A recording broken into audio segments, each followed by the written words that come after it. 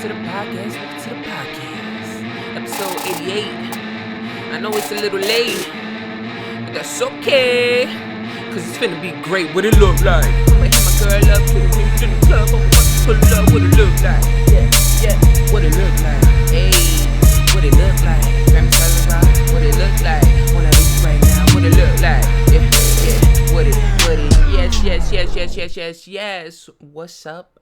Welcome back to the third podcast. Unless it's your first time, then welcome for the first time to the third podcast. So you might not know that my name is DAPHYA and I am your host.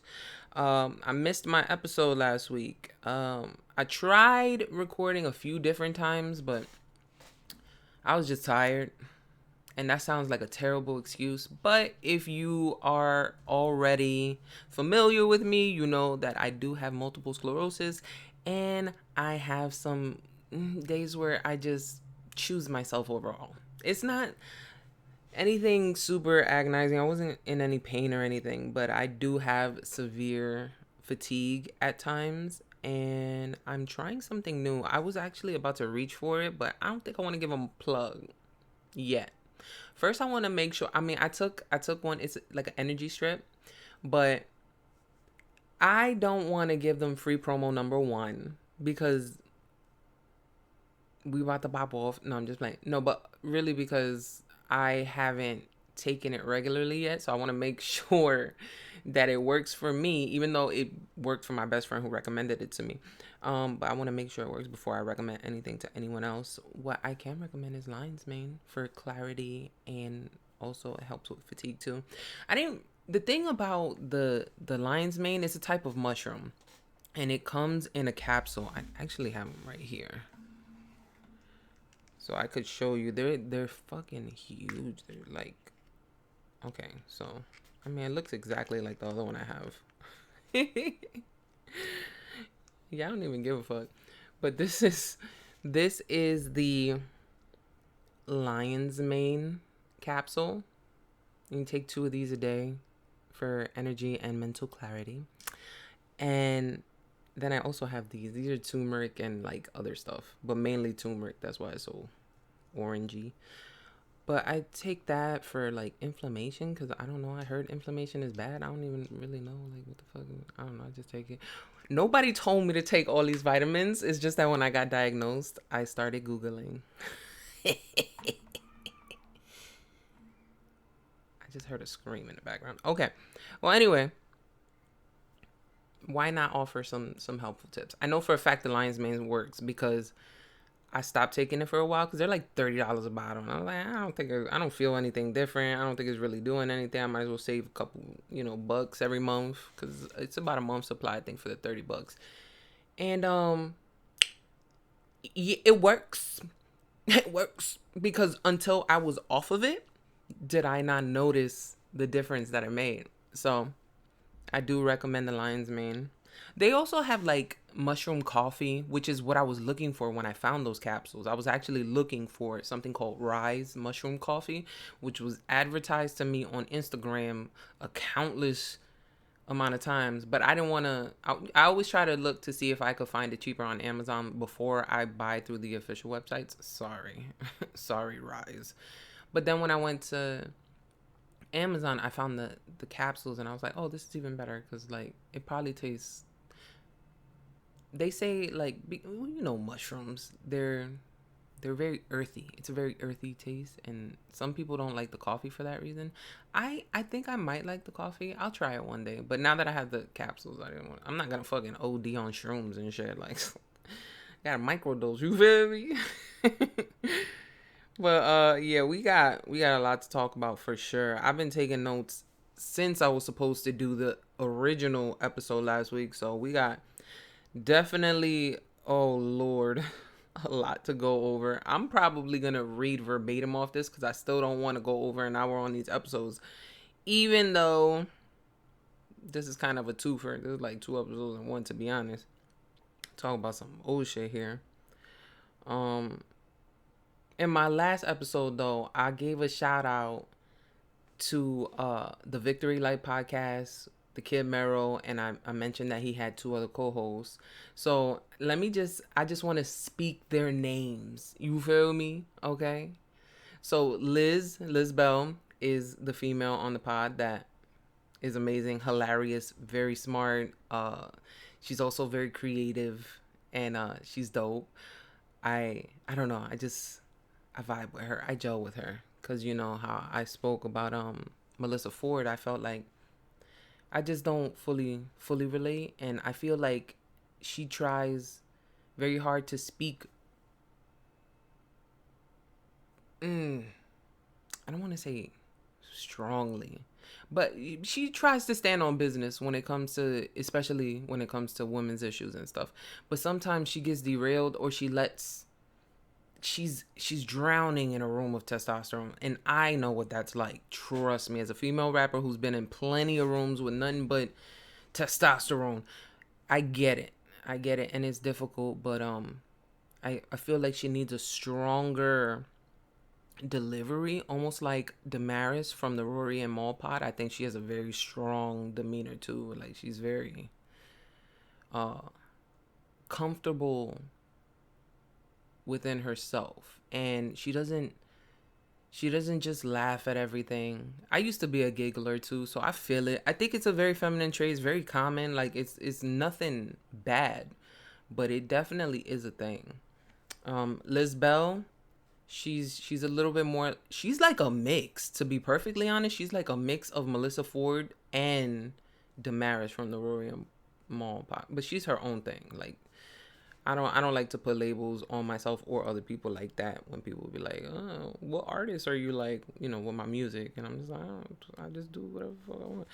Um, but and the other person on that podcast actually reached out to me. Remember, I was like, "He's so funny. Whoever you are, I don't know what your name is, but you funny."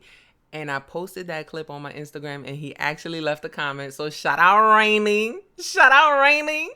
And he followed me, and I was a little bit gassed. I was a little bit gassed. Turns out we were actually, like right when I posted my clip, he was a guest on a podcast that I was a guest on before. So shout out, the Hip Hop Advocates podcast that I was a guest on a couple years ago.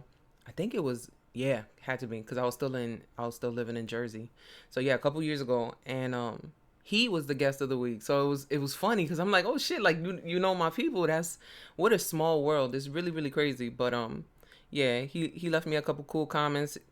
He's so funny. He's so funny. Like I followed him back, and he delivers every time. I mean, he's just being himself, to be perfectly honest, and he's very comfortable in himself. Kind of like I was saying about the marriage, he has that vibe, that very like, I'm just here. Are you with it or not? And I feel like I'm kind of like getting to that place too. I feel like I always kind of been almost there, but like the closer you get to like 80, the more close you get to that. I don't give a fuck what nobody say. This is stupid. This is, you like this? This is stupid. Like that's how old people talk. I want to get there. Like that shit looks so fun to me. No fucks, zero fucks given. Don't give a fuck. Cause you know I preach. I preach intrinsic motivation, searching within yourself for answers. I talk all that shit, but that's when you really like. That's the epitome of it. I feel like is when you get to that old age and you really like you're like, I done seen everything, I done did everything. Fuck, you don't know what you're talking about, and it's not right, but it is. It does look fun. But yeah, I just wanted to give a shout out to them.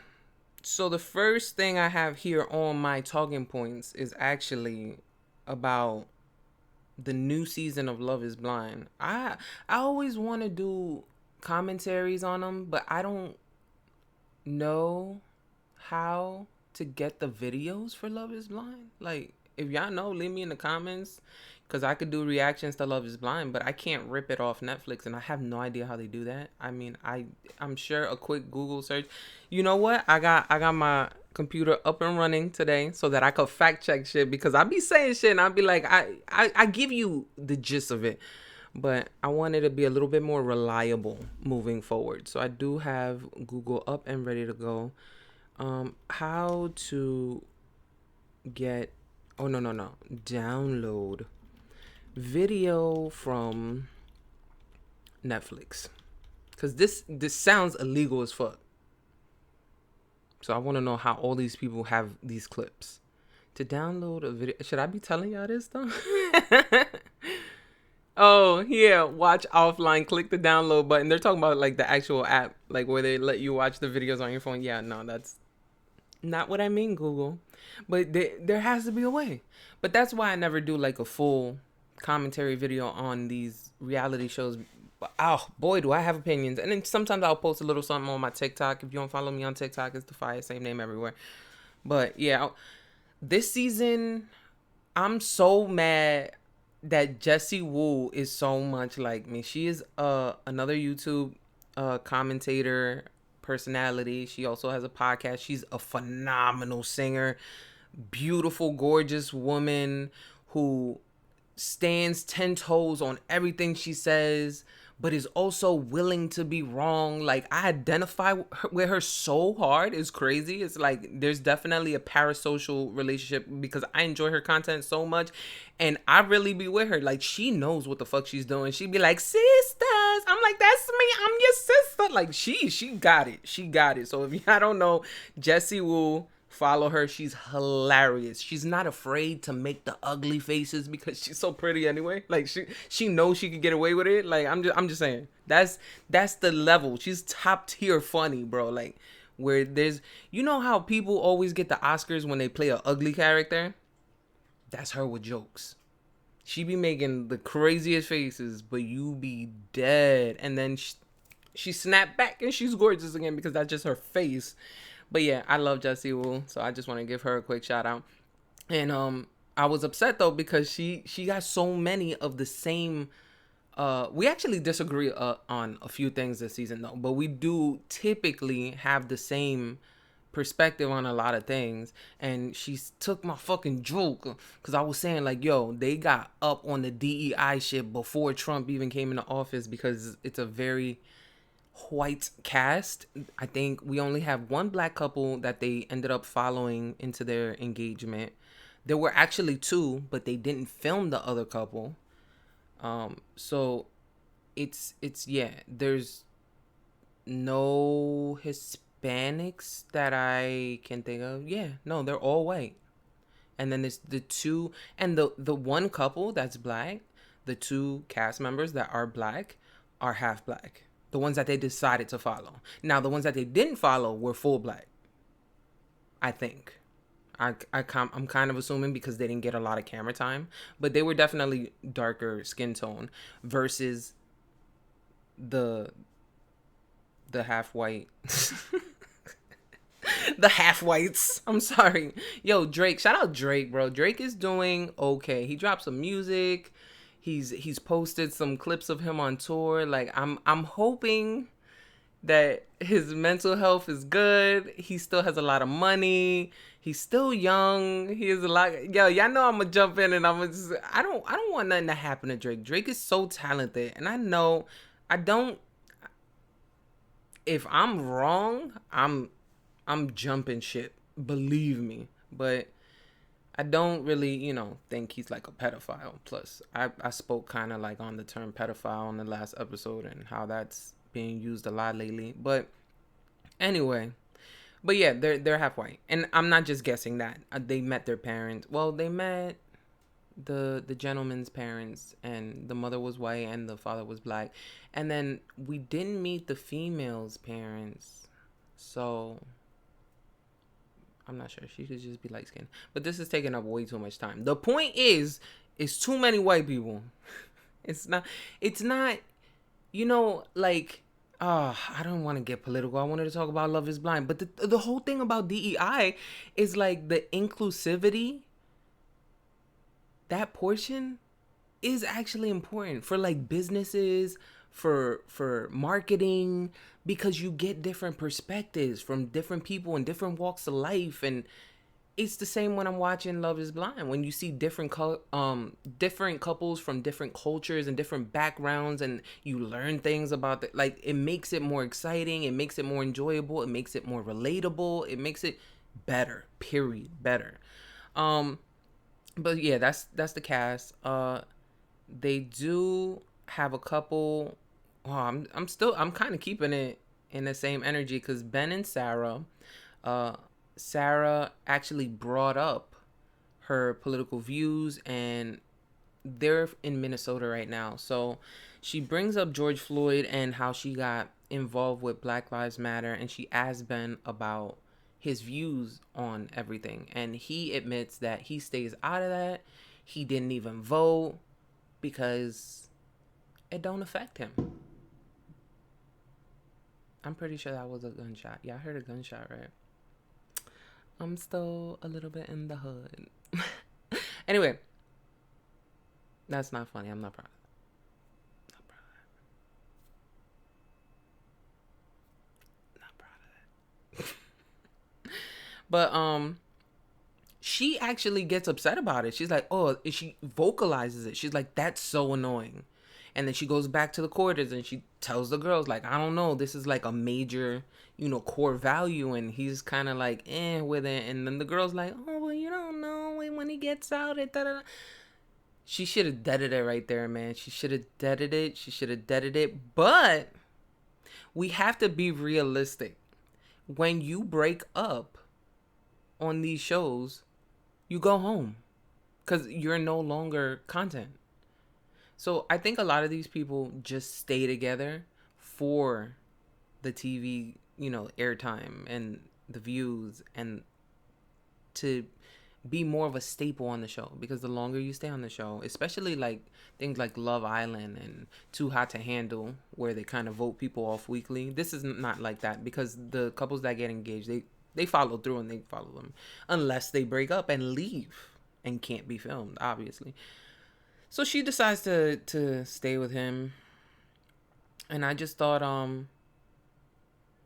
that was odd because she did vocalize it and she made such a point about it. I wrote here in my notes that I applaud her for her emotional intelligence and knowing that she can't teach fundamental values. But I wrote that note before she decided to stay. Because like it's you calling it out, you saying what it is, you're declaring your stance on it, and then you're still like, it's not gonna end well. It's not gonna end well. Um there was another oh Lord, there was another couple. I don't even have that girl's name and I don't remember her name. But there was one girl in the pods and she was dating a guy named Mason.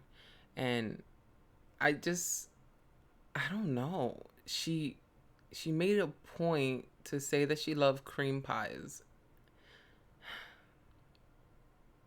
I didn't understand why that had to be repeated too. It was like their inside joke type thing, but we know what the fuck it means. And then if it was me, cause I'm not gonna lie, like I ain't never said no slick shit. I'm a rapper. I got slick shit up the sleeves. I know that I've said slick shit in my past, but I don't think I've ever said anything with such imagery attached to it. I think that's what, like, and then I'm like, I'm not a prude. I don't think I'm a prude, but like, it really, like, I didn't like it. I didn't like the cream pie, and I wrote a bar where I definitely got a cream pie bar. I definitely got a cream pie bar. I forgot what the bar was, but it doesn't matter. The point is, it made me feel icky. Like, it made me cringe. Like, I really didn't like it, and then they kept repeating it. And then what made it worse, I think what really made it worse is that he didn't have any banter. He didn't go back. He didn't bounce back with something else that was witty and went along with it. Like, I love cream pies. I don't even have anything to go back for it. So I kind of understand him now. I kind of no, but like, he could have made some sort of bakery pun or whatever, and especially if she kept bringing it up, I would have went back to the quarters and been with my little notebook, because they got notebooks to take notes about the people that they date, so they remember all the shit and could tell them apart. I would have wrote mad cream pie bars, bro. Next time you say that shit to me, bitch, watch. What? I'm gonna make you cream pie in your pants right now through this wall. No, I'm just playing. But yeah, I didn't. Yeah. I didn't love that. And I think it was that. I think it was really that for me. Because like I said, it's not like the actual term was the problem because I've used it before. But the fact that he was just like, yeah, I like that too. I like cream. Now it's not funny anymore. Now you're just being nasty. Like, that's really where my mind be. I'm like, okay, well, now it's not fun. But then again, I can be a little avoidant, so that makes sense. That checks out. That checks out. You don't have a joke, I'll leave you on scene. All right. Uh, I had a random question. This is another thing you guys could absolutely help me out with in the comments. Why they always need blankets? Like, is it a psychology thing to keep the pods cold? That it like... Oh my God, it did... It is. I already Googled it. I'm like thinking out loud. But I said, what do cool temperatures do psychologically? And I Googled it. And I was right. It says cool temperatures can generally have calming effects. Physiology. Oh, psychologically they're put here. I'm like, that's not the first word I wanted to use. But anyway, psychologically. Often associated with feelings of relaxation, focus, and a sense of withdrawal from activity, potentially leading to increased introspective thinking, which makes sense for the conversations that they have in these pods, especially when they feed them nothing but alcohol and a few snacks. And reduced aggression compared to hot temperatures.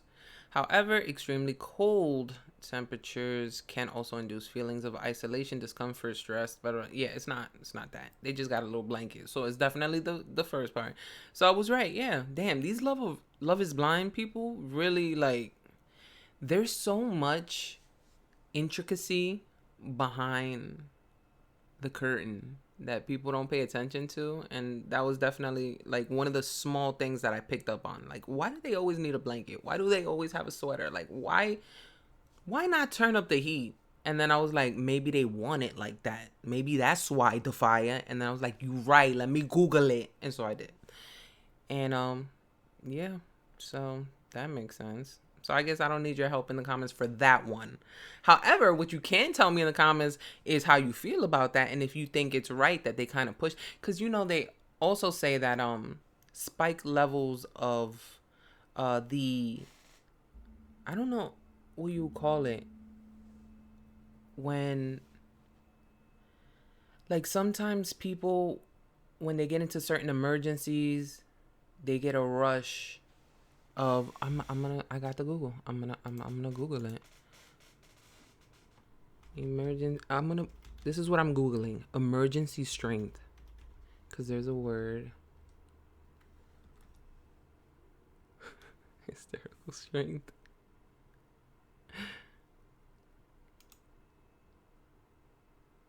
Life or death. Wow, they don't have the word I'm looking for. Oh, adrenaline. Yeah, so boosted adrenaline. Yeah. They say when you have spikes of adrenaline that it actually like makes you kind of attached to the person who you're with. So if you go on a first date, they recommend that you go see a horror movie. I'm giving y'all gems right now. If you want that person, go see a scary movie with them. They're gonna jump right into your arms. You feel me? But yeah, there's like little psychological tricks like that people use, and Love is Blind is obviously paying attention and doing things like that. But do you think that's manipulation as far as like the producers doing that? I mean, if it was the other person, like me taking someone to the movies, a scary movie, in hopes that they jump into my arms, which is so backwards. I mean, no, it's fine. I'm I'm a girl, but whatever. That is manipulative though. It's premeditated manipulation in a sense. But when it's like a third party outside looking in, just kind of like marionette pulling the strings, I feel like it's even worse. But y'all could let me know if y'all agree with that in the comments. At the end of the day, it's their business and they're doing what they have to do to make a good show entertaining.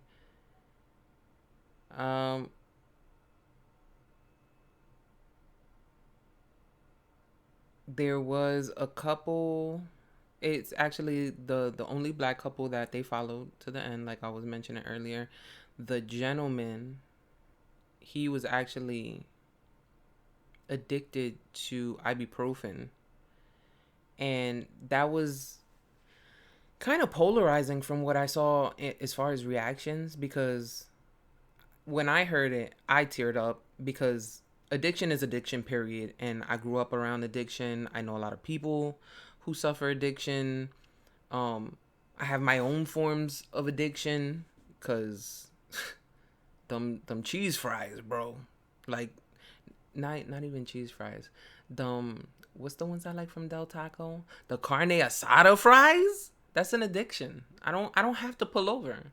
I don't have to go to that drive-through. But if I see a Del Taco and I didn't have lunch yet, guess what? Guess what? I'm smoking a little crack. I mean, eating the carne asada fries, whatever. You feel me? I'm gonna do it. Cause it's an addiction. So for me, I definitely empathize, sympathize. I got teary-eyed and I felt him. But then when I went on the internet, and this is one of the things that me and Jessie Woo disagreed on, because she's like, I don't think that's a thing. I don't think you could be addicted to ibuprofen. It's just ibuprofen. You could get addicted to anything. And you could get addicted bad. Like, luckily, I'm not addicted bad to carne asada fries, or I would be on my 600-pound life right now, because they are delicious. And I moved to LA, bro. I live here. I'm here every day. If I wanted to go to Del Taco and get carne asada fries every single day for breakfast, lunch, and dinner, I could do that. But I don't, because I have a semblance of control, right? But some people lose that. They lose themselves within these addictions. Whether it be drugs, food, alcohol, sex, you can literally, like I said, gambling addictions, those are like slept on addictions too. Like, gambling is a really, really bad one. I'm glad that they have the Gambling Anonymous phone number that they give on all these apps and stuff now, because that's definitely a big thing too. But yeah, he admit that. And I definitely identified it, but it was a split jury. Once it came out and, the viewers got a hold of it, a lot of people were just like, why would he say that? Why is that important? And I feel like it was. I feel like it was for multiple reasons, because it wasn't just about him being addicted to the painkillers. The reason he was addicted to the painkillers was because he plays basketball and he loves basketball. Basketball is his passion. And he had a knee injury, which made him rely on the painkillers until he had a surgery that was successful, blah, blah, blah. Happy ending, right? But I think what hit home for me was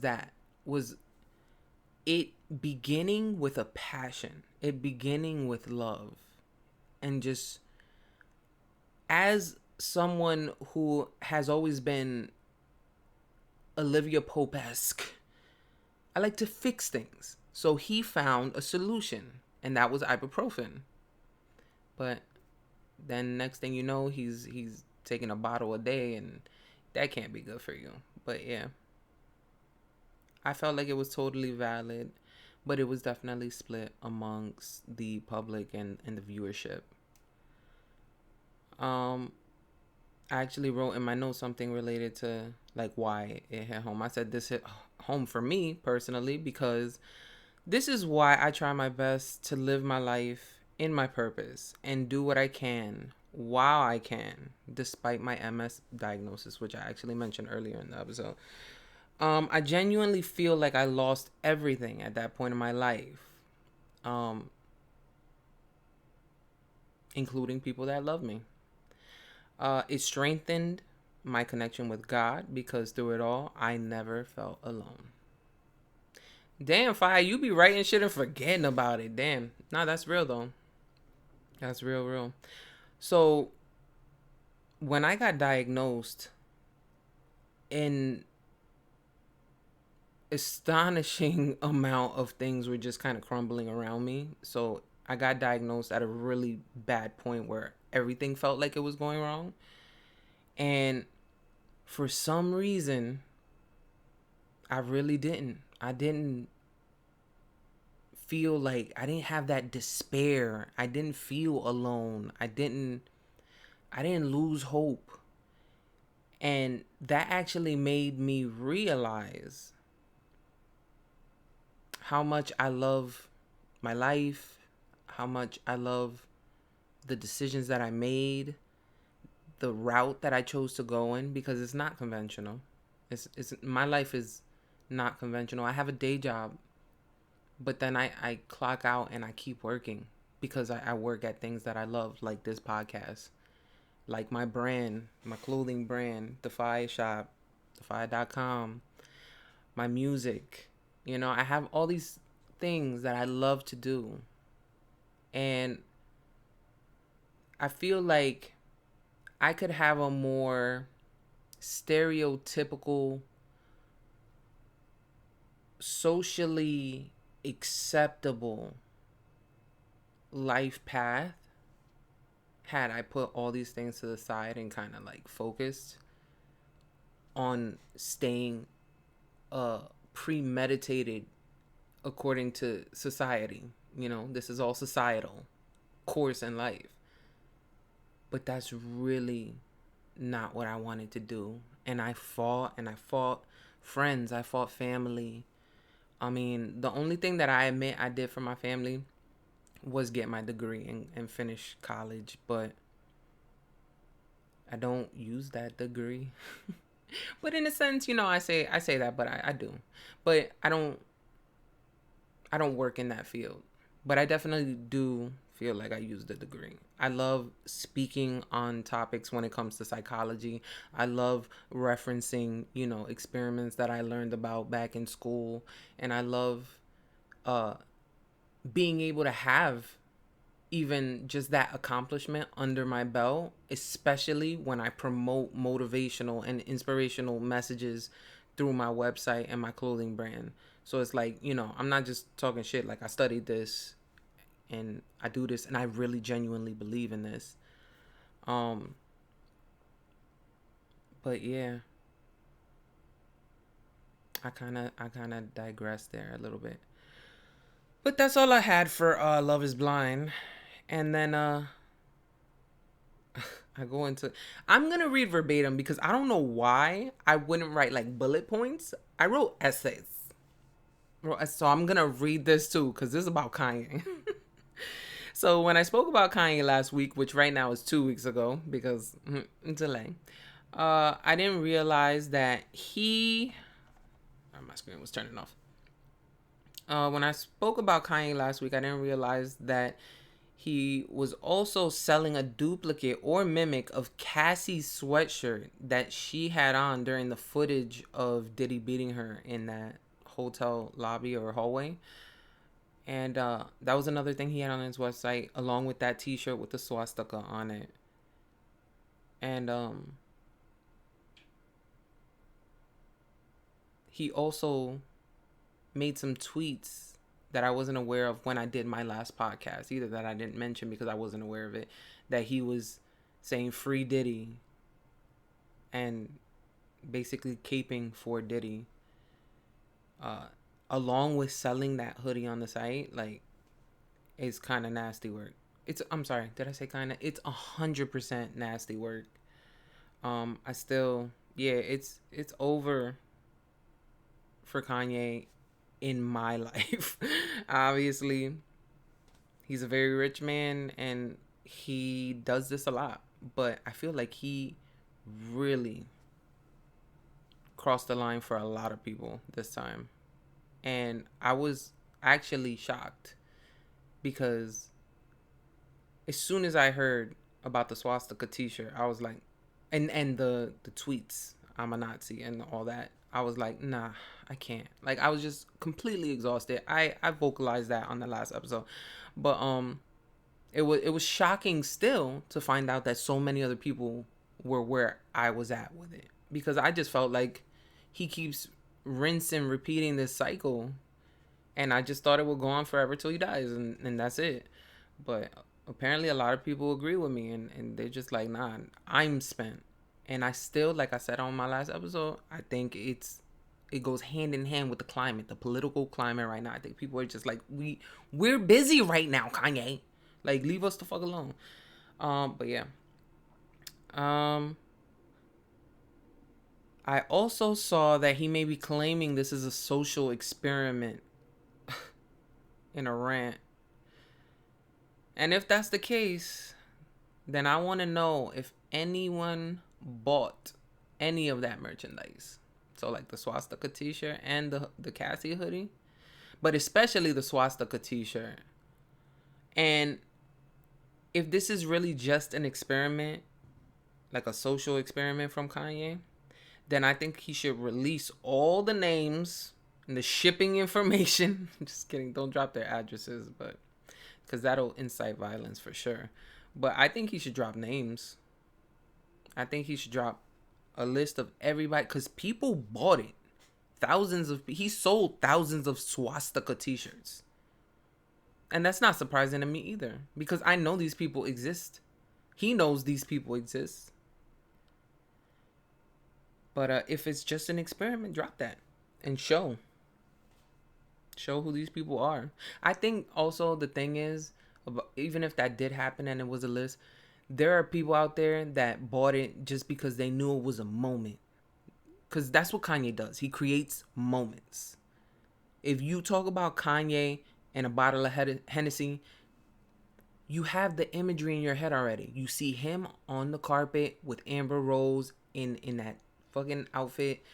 If you say Kanye West, when he said the thing about Bush not liking black people, you immediately go back and you see I forgot who he was with though, but I remember the look on that person's face, because they did not imagine that Kanye was gonna say that. They didn't see it coming. They had no clue. Like, you could see the shock in their face. Who was now? I want to know, because I'm so glad I got Google ready. Kanye Bush.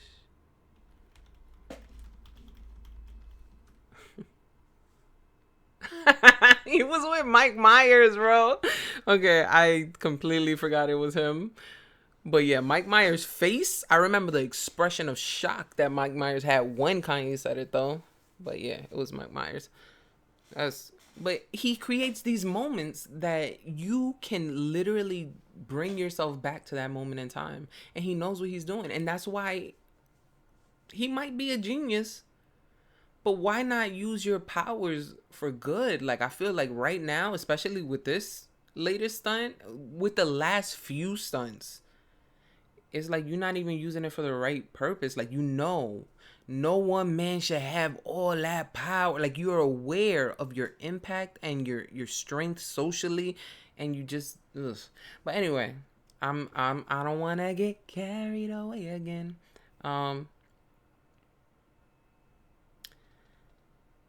I said I haven't Googled anything myself because I don't want to give this man any of my attention. Oh, yeah, that's right. I didn't Google how many, like t-shirts he sold. I didn't Google for more information. I didn't Google till right now the word Kanye. But this is something related to something so old.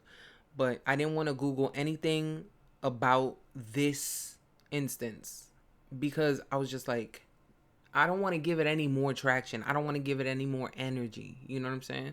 Whether it's good or bad energy is energy. It's a catalyst. It's a motivator. It keeps things going. And I was just like, nah.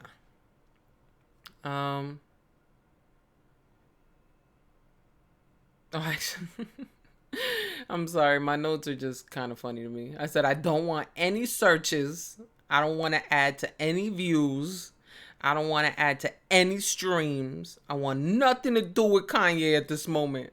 I made sure to say at this moment. Man, I used to love Kanye. I did. Like, I used to love Kanye. And I met Kanye once. It was a signing at DAPHYA in Manhattan. And I walked up to him. And I said,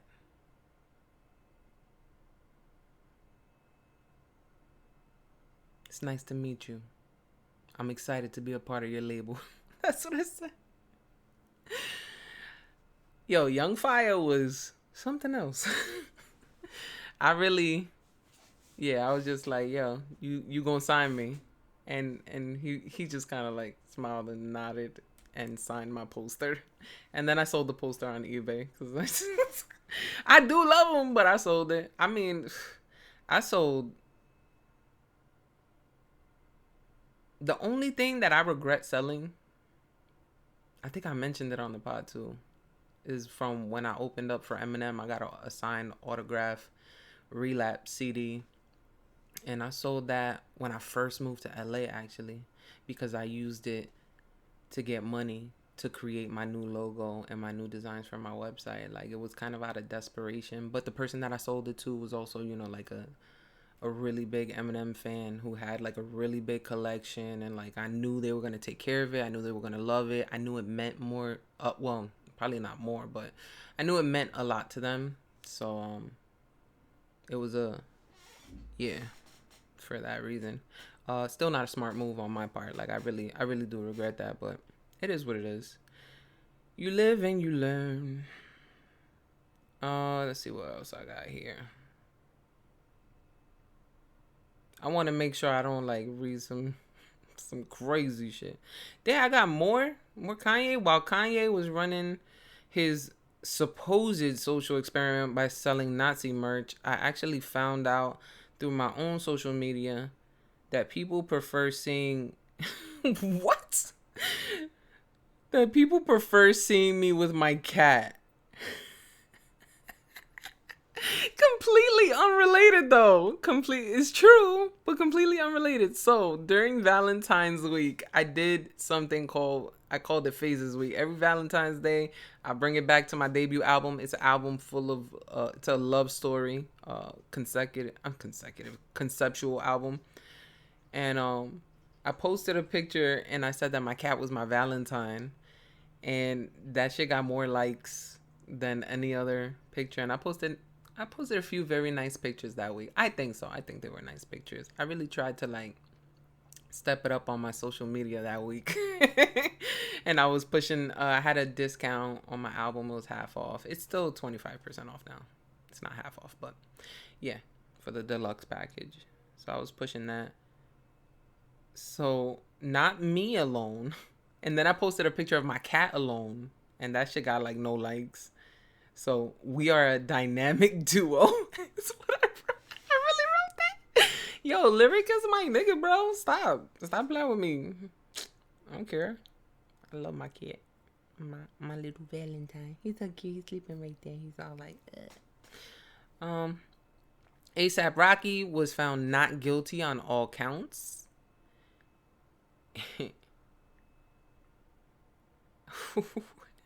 I went right into Drake. I'll talk Drake next, but I posted a TikTok about this actually, but A$AP Rocky was found not guilty, and I was just like, damn, Drake. But like I mentioned, he's doing fine. He's still doing what I called. I was talking to a friend, and I was like, he sent me a link of a video of a drone flying to this penthouse suite in Australia where Drake was touring. And in the video, Drake walks out onto the balcony. The drone is videotaping there, recording. And then Drake proceeds to take off his slide and throw it at the drone. To me, very obviously staged, very obviously planned, very obviously a flex as the drone zooms out and you see how high this man was in that building, how beautiful that building was. Drake, we know you have money. So my friend, I told my friend, I was like, this was staged. And then he was like, what? Why would he do that? And my answer was simply this. He's making a series of bad decisions. It's just like, I don't know what. He has always been somebody I proudly, vocally admired based on his tactics, his like, he strategizes very, very well. Or he did. I don't know what's going on right now, but he just keeps doing these things. These bad things that are not like bad things, but you just not the right things. For sure, not the right things. 100% not the right things. The lawsuit that started off as a petition.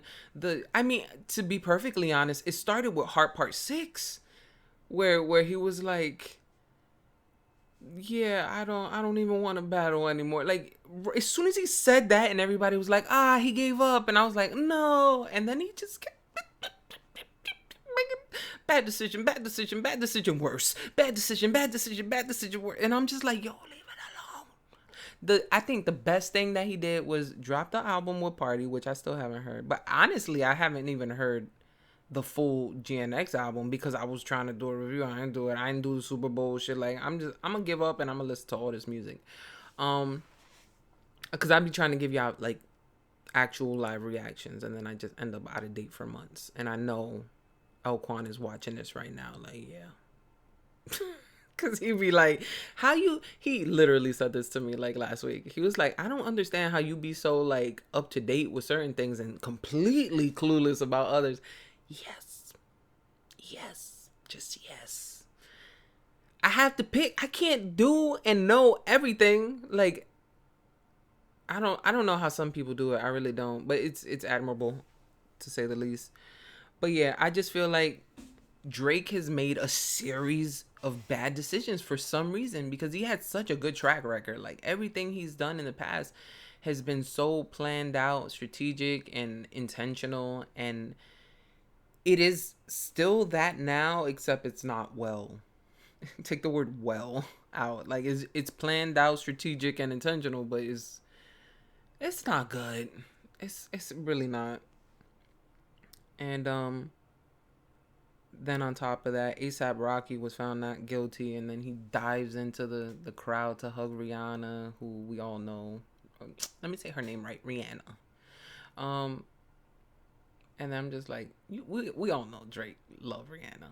He did a whole fucking diss track on his recent album, Anti, which was so unnecessary and out of nowhere. It seemed to us, like, cause we don't know, but I think that was probably a blow for him too, just for the simple fact that is it just like, I don't know the specifics of the case, but I'm pretty sure I saw a video of A$AP Rocky, and then they were like pinpointing like A$AP is this one in the hoodie, and there's the gun, and he's doing this, and I was like, oh well, it's a wrap. We could still watch it play out, and then he ended up getting off. Apparently, it wasn't a real gun. It was like a prop gun or something. I don't, like I said, I don't know the specifics of the case. I just know he's not guilty. He's very happy, and he actually even thanked the jury for saving his life. That's what he said. He was like, thank y'all for saving my life. And he's right to do that. And he's right about everything. And he better chill the fuck out and live his happy life. He better marry Rihanna for his own benefit. Because she the one with the money. Marry Rihanna. Live your life. Take care of your kids. You got 2 kids with her already, I think. They might be on 3. I mean, now, what? I know some things happened that night when he got off. You feel me? And that nigga, I'm free. And I'm sure another baby was made that night, but whatever. I feel like he's gonna do well. I feel like I trust Rihanna. You know. I don't know that much about A$AP Rocky as an individual, except that he loves fashion and he's a swaggy rapper. Like, I never, I could be wrong. I never paid too much attention to A$AP Rocky lyrically. The one that I paid more attention to lyrically was A$AP Ferg, who I have not heard from in a minute. I gotta check on Ferg. Yeah. But anyway, still sounds good. Good rapper. Why don't they do like a joint album? A$AP Rocky and Rihanna. I mean Rihanna. Cause clearly I don't know. She's in the Smurf movie. I think she does one of the characters. She definitely got a song on the soundtrack though, so she's gonna have a song out. I think her last release was also on a movie soundtrack. I don't remember exactly what it was. I think it was like a Marvel movie. I'm not sure though. Don't. Oh, fact checking. Rihanna's last single. Oh, this is great. Last single. I need a better like yeah, I was right. Her last release was Lift Me Up, and it was released on October 28th of 2022. And it was on the Black Panther Wakanda Forever soundtrack, which I believe is Marvel, if I'm not mistaken. Yeah, Black Panther is Marvel. Black Panther, Marvel.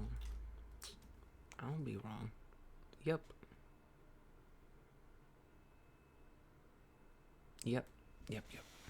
Black Panther is a superhero appearing in American comic books published by Marvel Comics. Honestly, when I Google stuff, I be right 75% of the time. But I still gotta check. It'd be simple shit like that. I'm not trying to give myself OD credit. Like, I'm so smart. No, not really. I just be like, thank God I remembered, because my memory, woo, ongoing thing here on the pod. Y'all already know what it is.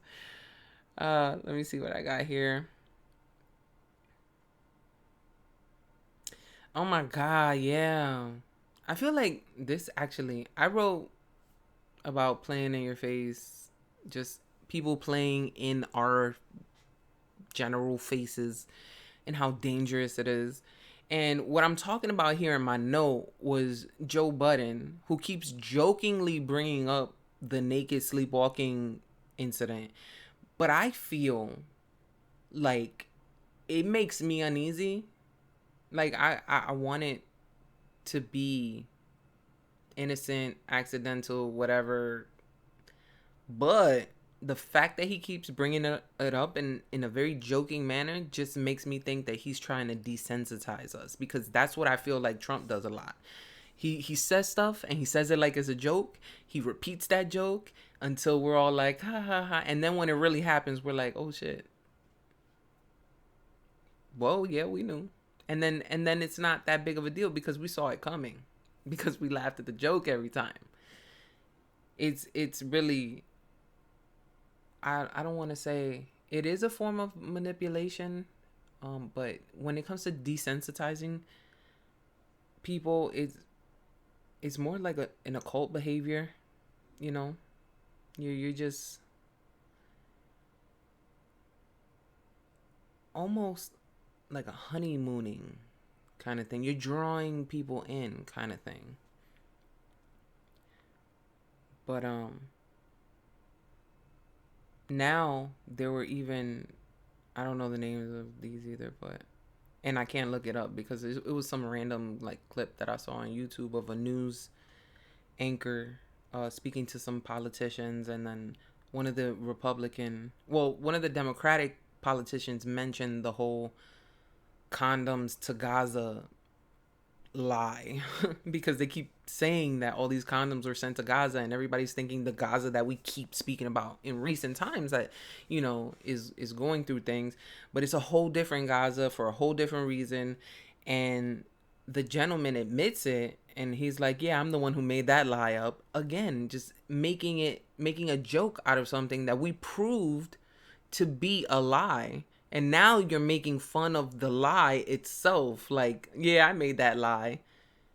Desensitizing us so that we don't take it seriously, and there's no gravity to the consequences of that. So they could just keep lying. Like, it's sick. This whole planning your face thing. Oh my god. Like, honestly, I'm relatively new to it because I just kind of stay away. Like, I've always kind of stayed away and did my own things. And whenever I did my own things, I was successful in what I did. And I would win these competitions and I would go battle and I would go to open mics by myself with maybe like one or two friends when it was something that crowd participation would determine the winner. And I would still fucking win. Like, I do better with real people. Like, I don't do I've always hated small talk. I'm not good at it. I don't understand it. It's I'm a very like logical based person. I don't know if I mentioned this on the pod though, but I don't really read fiction. I never read a Harry Potter book. I think I saw one of the movies. I never saw any of the Lord of the Rings movies. Uh, was I think Neverending Story was like maybe I saw once in my childhood. I don't keep up with most of the Marvel universe. Like, I love documentaries. I listen to podcasts, and it doesn't, for me personally, like, it doesn't bring me that much enjoyment. But at the same time, like, I feel like I have this imagination, but for some reason I don't appreciate fictional stuff as much as I feel like I'm supposed to, or like I should. Like, it almost feels like this is make believe. We're watching this make believe thing. We're talking about this make believe thing, and then it's still make believe. And then now I just wasted. It really feels like I feel a little bit less like this recently, but I used to be really like stern on not wasting time. Like, and it felt like, well, I'm just wasting time. If it's not, enjoyable, or you don't learn anything from it, I was just like, what is this? Like, why? And I don't know. I really like felt like that. That was just a random tangent. So now you know a little bit about me. Let me know if I'm weird in the comments. The answer is yes. I already know that though. You can't tell me something. I already know. You can repeat it. It's fine. Oh my god. Oh my god. The next thing I wrote here kind of goes with what I was just talking about. So I wrote, I don't know why this is all random and disconnected to the other Love is Blind shit, but I said Love is Blind is pissing me off. I don't know what episode I was watching when I wrote this. But I said, and I know I'm not jaded because I still believe in love, but I need this. I'm just telling you more about me right now too. I need someone super grounded and realistic. Like, I need that because, like I said, I have this imagination, but I need someone grounded and realistic with me because that I'm always gonna come back to that. You feel me? So I'm trying to remember. It had to be somebody playing in somebody's face again, though. This is the most terrible podcast episode I think I've ever done. You know what it was? I remember. All right, so there was a couple. And they got engaged. And after they get engaged, they meet and they see each other in person for the first time. They saw each other. The next day, the girl goes, "He looked familiar." That's never happened on Love is Blind before, where they see the person and it's like they recognize them. She said, "I saw this person on Instagram. He followed me. He liked or I saw one of his posts, and then like he unfollowed me, And it was weird, which I could understand her concern, because then it's like, oh, and then she's like, and in my Instagram bio, I say that I love Taco Bell and I love Christmas, which, are things that they had in common or whatever.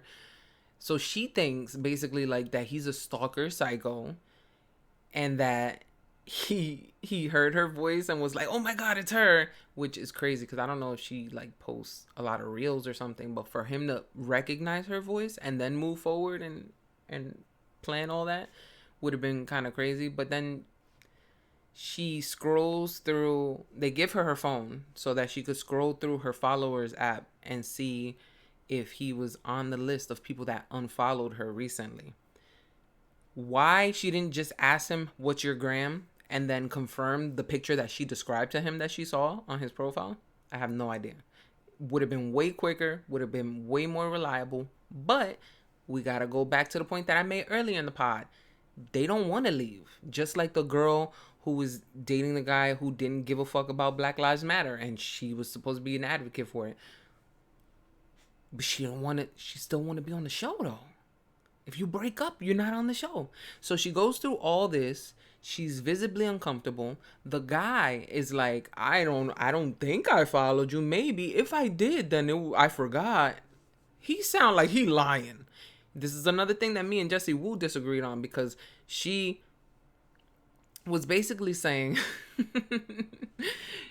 according to Jessie Woo, or as in her opinion, the girl was bugging. She was tripping. She was like, "There's no way," and he shouldn't have even forgave her or whatever. Like, I don't know if she actually said that, but basically, like, he was in the right, she was in the wrong.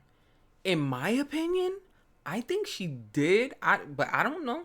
This is all just opinion, but I feel like she did genuinely remember his face. She described this picture to the T. She's like, "You were sitting in front of a fireplace or a Christmas tree," and then he's like, "Well, I was sitting in front of a fireplace." So like a similar vibe. So the picture that she's describing aligns somewhat with the picture that he actually does have, that he admitted he has. And then when she goes to her followers app, she doesn't ask him for his IG. She decides to just scroll, and then she's like, "I can't find it." No, you didn't want to find it. You didn't want to find it because you didn't want to leave the show and you want to see the experiment through. And now you gotta be with this man. And I hope I'm wrong. I hope Jessie Woo is right, and I hope I'm wrong. Because otherwise, if he's that crazy, that's gonna be a hell of a finale. It's gonna be a hell of a reunion show. But most of all, it's like every season now, when it comes to Love is Blind, yo, the internet be interneting. They be researching and finding so much dirt on these people and bringing it up while the season's still going on. So then it's like, you're just... Last season, it was a couple named Tyler and Ashley. And this guy Tyler had like 3? Yeah, 3 kids that he didn't tell her about. And then when he finally did tell her about it, he said that they were, it was like a surrogate situation, sperm donor thing, that the mother of the children came out and was like, "No, I lived with this man. He was my best friend." And I think I did talk about last season on the pod though. But yeah, she came and oh no, I talked to her on my TikTok. I told you I'll be talking on my TikTok. But yeah, she was gay, and then she hooked up with Tyler, the mother of the children I'm talking about. So my whole thing that I said on TikTok was like, y'all concerned with whether or not these kids are his and blah blah blah. I want to know how he convinced her and manipulated her into being straight for a few times, because she had a whole wife. That's why it was supposed to be that kind of donor situation at first, but then they kept doing it and they had 2 whole other kids. But yeah, they definitely be playing in our face. So hopefully, like I said, I'm wrong, Jessie was right, But that could definitely be the point that I was talking about, where I was like, I believe in love, but I also believe like when shit is right in front of your face, believe it. I've been in situations where I didn't want to believe shit. You know what I'm saying? But eventually I learned. Eventually I learned. And I think everybody has to do that. Everybody has to go through certain things. I used to be so quick to try to save people, to try to just snitch and interject and rescue and baby, you gotta learn your lesson. You gotta go through it, because if I tell you, it's gonna go through one ear and out the other, and you're just gonna keep repeating the lesson until it is actually learned. It has to be absorbed. It has to actually be comprehended. It has to be internalized. You have to be able to teach someone else about it before it stops happening to you. Before that lesson stops popping up in your life. That's how I feel. In other news, so I don't know if it was just one or more, but at least one of Diddy's lawyers resigned from his case. They don't want to defend him because he's nasty. But also 21 Doge employees also left for the same reason. They're like, I don't want to mess with these people's personal information. This ain't right. We out. And then there were, speaking of lawyers, more lawyers resigned because they were asked not to push charges on is he the governor of New York? Let me see.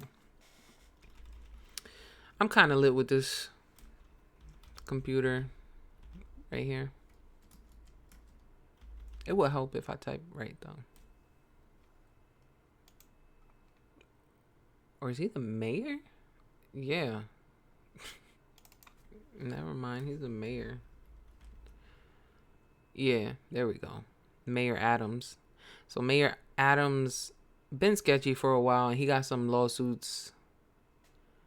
I think he be taking kickbacks and money laundering type stuff. But Trump is the boss now, so Trump is like, nah, forget that. And then the lawyers are like, what? No, we can't just forget this illegal stuff. What are you talking about? And they resign. And I feel like so many people are doing the wrong thing because we're clearly outnumbered. But the fact that there are people standing up and doing the right thing publicly, because they could have just quit and stayed silent, but they're choosing to resign publicly, explain why they're resigning, and I think that's a great thing. So I just props to them. I think the 21 Doge employees is tough too. That was the more recent one, because it's like they're straight up saying, hey, we don't want to be a part of what's going on. And that says something. I feel like that speaks volumes, because that's all they've been championing is Doge, especially Elon. And then Elon has been the face of Doge. Trump straight up out his mouth said he is responsible. He is the head of Doge.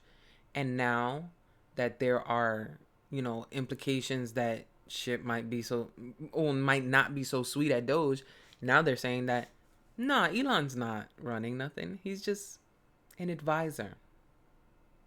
So there's no paperwork saying that Elon is actually running Doge.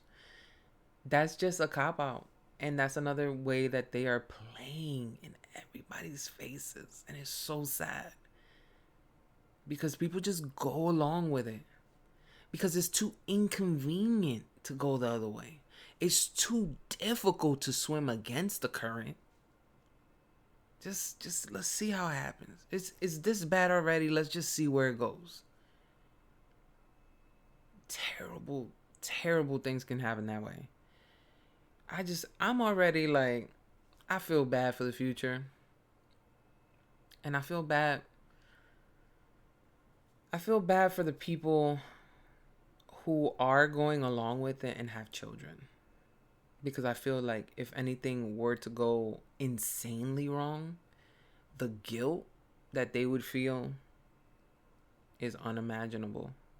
And that's me just being the empathetic person that I am and putting myself in their shoes.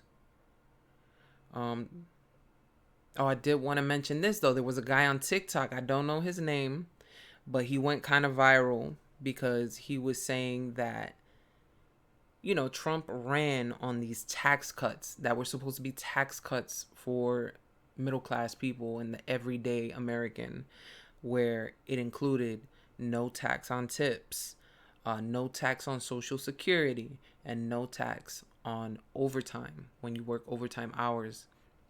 And the guy on TikTok was saying that the bill was passed and none of these things are on it. But it turns out that wasn't the bill. It was something else. Let's see. I've got the exact name. If I don't find this, that's fine though. Because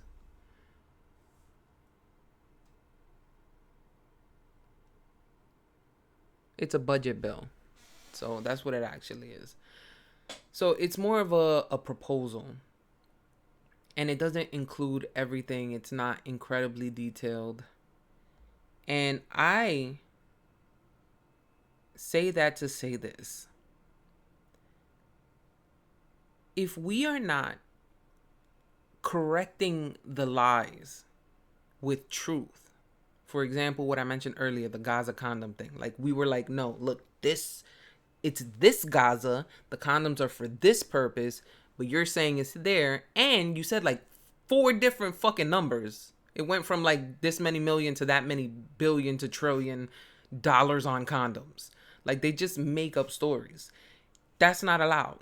However, what's also not allowed, even if it's accidental, because I'm sure this gentleman on TikTok believed wholeheartedly that he was speaking truthfully, that he was sharing information and doing a great thing. We need facts. We need receipts. The only way to fight a lie is with the undeniable truth. Otherwise, they don't care. I have literally had conversations with Republicans where I send them links of studies and evidence, and they go, "You think I believe those numbers?" Okay. So basically what you just told me is that you don't care about facts. So I can't have a discussion with you then. We can't speak any further because what you just told me is that nothing I say matters no matter what. I could hold this highlighter in your face and tell you that it's yellow. But if you believe that it's blue, there's nothing I can say to convince you. I could show you the hues. I could say the reflection of the light and go into the science. But you're not. You just told me you're not going to believe it anyway. So why would I waste that precious energy that I mentioned earlier in the pod? That energy that gives momentum, that energy that gives life, that energy that provides everything to keep going. Why would I do that? I wouldn't. What we need is these things for the general masses. It's the 100% MAGA people, nothing matters. You could, like, same example, they don't care. They don't care. That's not who we need to be speaking to. As far as like, and I'm not saying like I'm a liberal or that, because I really just don't know enough. But as a free thinker, that's what that's what a friend called me. So as a free thinker, we need to speak to other free thinkers. We need to speak to our own people. We need to speak to the liberals. We need to speak to the undecideds, the open-minded people, the people willing to look at facts on both sides. The people who are on things like, shout out groundnews.com, who's not sponsoring me yet, but they should. because they give you a view from the Republican side, from the Democratic side, and everything in between. Because if we're starting off with a lie, the reason why I say we can never fight it with another lie, whether it be intentional or not, it needs to be 100% undeniable fact, because people, whether you like it or not, are used to this lie. The lie came first. So if we want to combat that lie and we come with another lie, they have a favorite lie. Your lie don't even matter. Now, if you come with facts and evidence, that's a whole different story. Now we have a actual fight in the race. Is that how that's not a dog in the fight? A horse in the race and a dog in the fight. Okay? We have a condominium in the swimming pool. No, I just want to say some fucking random ass shit.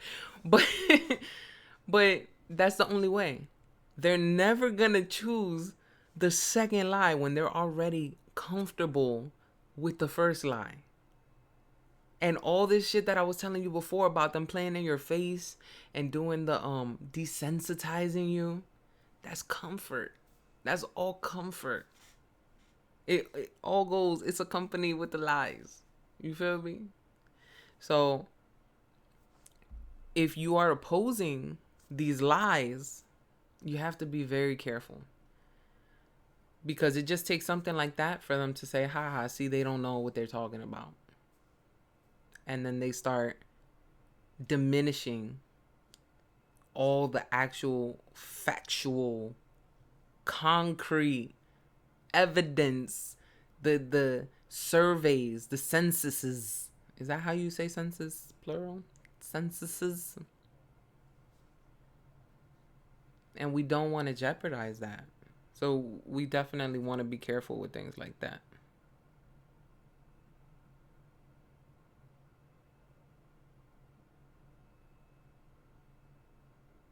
Oh, I basically wrote what I just said. So we cannot be like them, because people will always prefer the first lie they are used to until you expose it for the lie it is. And that can only be with the truth. Yeah.